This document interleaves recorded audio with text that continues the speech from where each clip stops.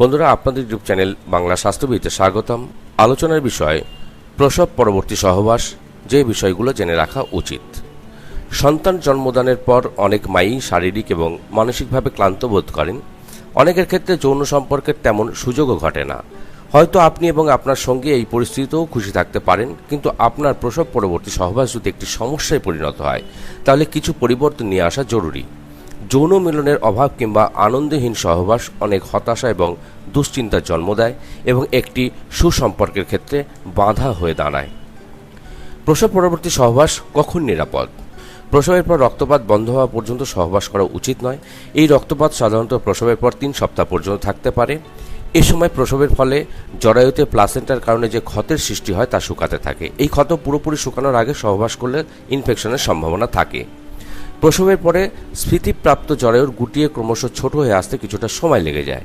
Placenta বা গর্ভপুলটি যখন তার ভিতরকার গা থেকে ছিঁড়ে আসে, তখন সেখানে একটি ক্ষতের সৃষ্টি হয়। ওই ক্ষত থেকে প্রথম 2-1 দিন পর্যন্ত কেবল অমিশ্রিত রক্তপাতিত হতে থাকে। ক্রমে জরায়ু সংকুচিত হতে থাকে এবং ওই ক্ষতটি আরোগ্য হয়ে সেখানে নতুন ঝিল্লির আবরণ পড়তে থাকে। 1 সপ্তাহ থেকে 2 সপ্তাহের মধ্যে রক্ত থেকে গিয়ে তার বদলে পুঁজের মতো পদার্থ নির্গত হতে দেখা যায়। এটা হওয়া অস্বাভাবিক নয়। প্রায় 3 সপ্তাহের মধ্যে এই সমস্ত থেমে গিয়ে যোনিস্থানও অনেকটা স্বাভাবিক অবস্থাপ্রাপ্ত হয়, আর ওরই সঙ্গে ভিতরকার জরায়ুটি ক্রমশ ছোট হয়ে আসতে থাকে। 2 সপ্তাহ পরে জরায়ু অনেকটা ছোট হয়ে গেলেও তখনও তার আকার গর্ভসঞ্চার হওয়ার আগের আকারের চেয়ে প্রায় দ্বিগুণ বড় থাকে। 4 সপ্তাহের আগে প্রসবের জরায়ু স্বাভাবিক অবস্থায় এসেছে বলা যেতে পারে না, কিন্তু তারপরেও সেটি গর্ভধারণের আগেকার আকারের চেয়ে প্রায় 1.5 গুণ বড় থাকে। প্রসবের পরে বিশ্রাম নেওয়ার প্রয়োজনীয়তা সম্পর্কে এই সকল কথাই বিবেচনা করতে হবে। তাই প্রসবের পরে কিছুকাল পর্যন্ত সকল দিক দিয়েই যতই বিশ্রাম নেওয়া যায় ততই ভালো। আর যদি আপনার কোনো কাটাছেঁড়া থাকে, সেটা সিজারিয়ানের কারণে বা স্বাভাবিক প্রসবের যোনি ছিঁড়ে যাওয়া বা এপিসিওটমির কারণে হতে পারে, তবে আপনার ডাক্তার অন্তত 6 সপ্তাহ পর তার সাথে সাক্ষাতের আগ পর্যন্ত সহবাস না করার পরামর্শ দেবেন।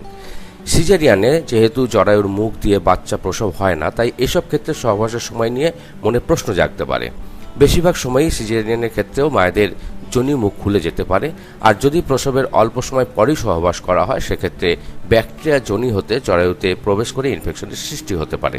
তাই 6 সপ্তাহ পর্যন্ত অবশ্যই অপেক্ষা করা উচিত। প্রসবের পর যৌন ইচ্ছা জাগতে কতদিন সময় লাগতে পারে? বাচ্চা প্রসবের পরপরই অনেক নারী ক্লান্ত এবং বিষাদগ্রস্ত থাকেন। শারীরিক অবস্থা ও আবার গর্ভবতী হয়ে পড়া নিয়ে এক ধরনের চিন্তা কাজ করে। পুরুষদের ক্ষেত্রেও কিছু সমস্যা দেখা দিতে পারে।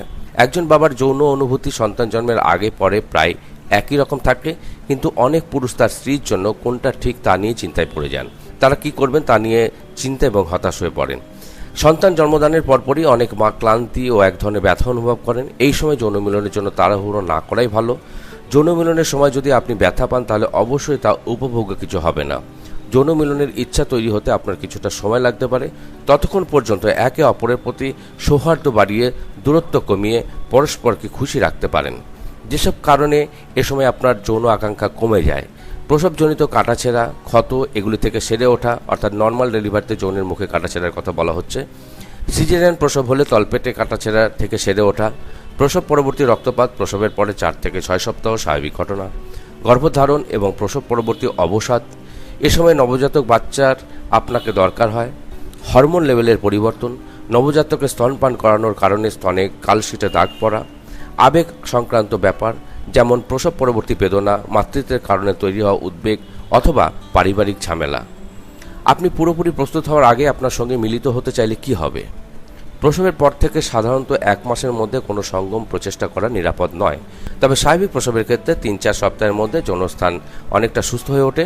সঙ্গমের খুবই প্রয়োজন বোধ করলে প্রসবের 40 দিন পর থেকে সেটা শুরু করা যেতে পারে, কিন্তু সেই বাসনা 2 পক্ষ থেকেই হওয়া উচিত, মাত্র 1 পক্ষের নয়। সাধারণত মেয়েদের যৌন ইচ্ছা এ সময় একেবারেই চলে যায়। তারা সবে নতুন জননী হয়েছে, আর বাৎসল্যের মনোভাবই তখন তাদের মধ্যে প্রাধান্য লাভ করেছে। এই সময়টিতে যদি জোর করে বা ইচ্ছার বিরুদ্ধে সহবাস করা হয়, তাহলে স্ত্রীর মন স্বামীর প্রতি অকস্মাৎ বিরূপ হয়ে উঠতে পারে। স্বামী স্ত্রীতে মনোমালিন্য ঘটাবার এই একটি বিশেষ কারণ। সুতরাং এই সময়টিতে 2 দিক থেকেই বিশেষ বিবেচনাপূর্বক আচরণ করতে হবে। পুরুষেরও মনে রাখা চাই অপরপক্ষের উপস্থিত অবস্থাটির কথা, আর নারীরও একথা বোঝা যায় যে তার পূর্ব স্নেহ এবং যৌন সম্পর্কে আগ্রহের অভাবে স্বামী মনে মনে কষ্ট পাচ্ছে। দুজনকেই দেখাতে হবে পরস্পরের প্রতি বিবেচনা ও সহানুভূতি। দুজনকেই চাইতে হবে আগেকার সেই ভালোবাসার খানিকটা পুনঃপ্রতিষ্ঠা।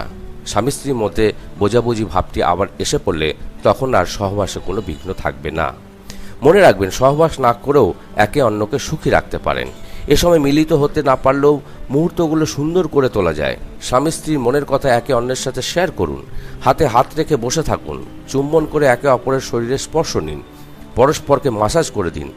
এসব কিছুই দুজনকে তৃপ্ত রাখতে সাহায্য করবে। আপনার এবং আপনার স্বামীর উভয়ের জন্যই এ সময় ধৈর্য ধরা উচিত। দেখা যায় প্রথম সন্তান জন্মদানের ক্ষেত্রে আগের মতো সম্পূর্ণ আনন্দময় যৌন মিলনের মতো অবস্থায় ফিরে আসতে একটু বেশি সময় দরকার। এই সময়কাল গর্ভকালীন অবস্থা ও প্রসব পরবর্তী সময় সব মিলিয়ে 1 বছরের মতো হতে পারে। প্রসবের পর যৌন মিলন একটু আলাদা এবং অভ্যস্ত হতে সময় লাগে। কতগুলো বিষয় মেনে চললে মিলনে আরেকটু সহজ হতে পারবেন, সেগুলোই আসছি। সেলাই। যদি আপনার সেলাই থাকে তবে যৌন সঙ্গম আরামদায়ক হতে 6 থেকে 8 সপ্তাহ সময় লাগতে পারে। যদি 3 মাস পরেও সঙ্গম বেদনাদায়ক হয় তবে আপনার ডাক্তারের সাথে যোগাযোগ করুন। অল্প পিচ্ছিলতা।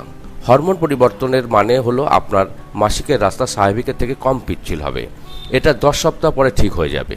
সেই পর্যন্ত পিচ্ছিলকারক ব্যবহার করুন এবং সঙ্গমের পূর্বে একটু বেশি সময় মেলামেশা করুন। প্রসবের পর যোনি শুষ্কতা এবং বেদনা খুব স্বাভাবিক। নিজের থেকে তৈলাক্ত না হলে তৈলাক্তকরণের জেল পাওয়া যায়। ব্যথা করলে থেমে যান। প্রসবের পর যৌন মিলন কষ্টকর হতে পারে। কষ্ট হলেই স্বামীকে বলবেন। সেই অবস্থান ঠিক করবেন যাতে আপনি আরাম পান। কেগেল ব্যায়াম করলে আপনার স্তনীতল শক্ত হবে এবং অর্গাজম তীব্র হয়ে উঠবে। আপনার অনুভূতি। কিছু মহিলা এই সময় তার শারীরিক পরিবর্তন মেনে নেন, কিন্তু অনেকেই তা মানতে পারে না। আপনি নিজেকে আকৃতিহীন মনে করতে পারেন। আপনি মনে করতে পারেন এই শরীর আপনার না, এটা আপনার গর্ভাবস্থার শরীরের মতো নয়, কিন্তু আবার আপনার পূর্বের শরীরের মতোও নয়।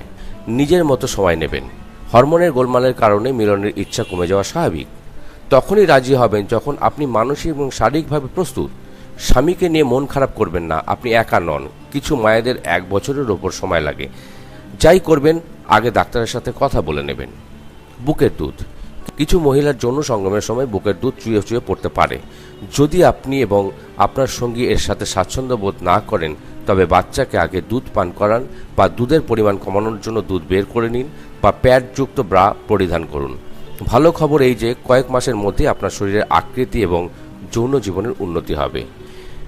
আপনার অনুভূতি সম্পর্কে একজন আরেকজনের সাথে কথা বলুন। কিছু ব্যক্তিগত মুহূর্ত একসাথে কাটান। প্রথম যৌন সঙ্গমের সময় বেশি কিছু আশা করবেন না। যদি অস্বস্তিকর মনে হয় তবে আরও কিছু সপ্তাহ অপেক্ষা করুন। মনে রাখবেন, একজন আরেকজনের কাছাকাছি আসার এবং আনন্দ করার আরও অনেক পদ্ধতি আছে। জন্ম নিয়ন্ত্রণ ব্যবস্থা গ্রহণ। গর্ভধারণ ও ডেলিভারির ফলে মায়ের শরীরে রক্তের যে ঘাটতি হয় তা পূরণ হতে 2 বছরের সময় লাগে। সেজন্য পরবর্তী গর্ভধারণ কমপক্ষে 2 বছর আগে নেওয়া উচিত নয়। কিন্তু ভুল ধারণা, অবজ্ঞা এবং জন্ম নিয়ন্ত্রণ ব্যবস্থা না নেবার কারণে অনেক মায়েরা না চাওয়া সত্ত্বেও স্বল্প সময়ের মধ্যে পুনরায় গর্ভবতী হয়ে পড়েন। এমনকি কেউ কেউ পরবর্তী মাসিক হওয়ার আগেই গর্ভবতী হয়ে পড়েন। এর জন্য প্রয়োজন চিকিৎসকের সঙ্গে আলোচনা সাপেক্ষে নিজেদের পছন্দ অনুযায়ী জন্ম নিয়ন্ত্রণ পদ্ধতি গ্রহণ করা এবং তা শুরু করতে হবে ডেলিভারির 40 দিন পর থেকে।